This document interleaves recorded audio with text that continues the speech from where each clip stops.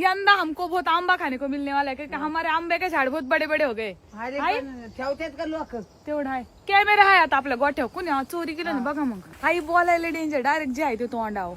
आईकडून शिकले तुम्ही. किती बेलीचं बघा आपल्या झाड. गाईज बघा इथं आमच्याकडे बेलीचं झाड किती? बेलाचं झाड आहे. आवड तुला बेलाची बेलाच्या पानाची.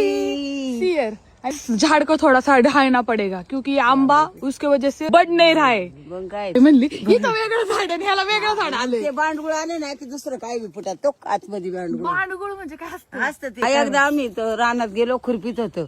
नुसतं म्हणलं तुला मग जसं काय तुला म्हणते बांडगुळी तू म्हणते मलाच बांडगुळी मलाच बांडगुळी. त्याच्यावर भांडणं होतील. झाली. नुसतं फिरायला पाहिजे नाही आपल्याला होय का? हा ना. Now I am going through this गचपान. भीती तर लय वाटते ते बेकार पण मला तिकडे जायचं मला बोरं काढायचं ते. मम्मी तिकडच्या गचपानातून नाही गेलो आता ह्या गचपानातून चाललोय. आई is my guide because I know everything. You can see बोरं सगळं आहे ना माझ्या आईनेच लावलेलं. कढीपत्ता आसन लिंबू छोटी होती तर आम्हाला घेऊन यायची संग संग होय आई तू.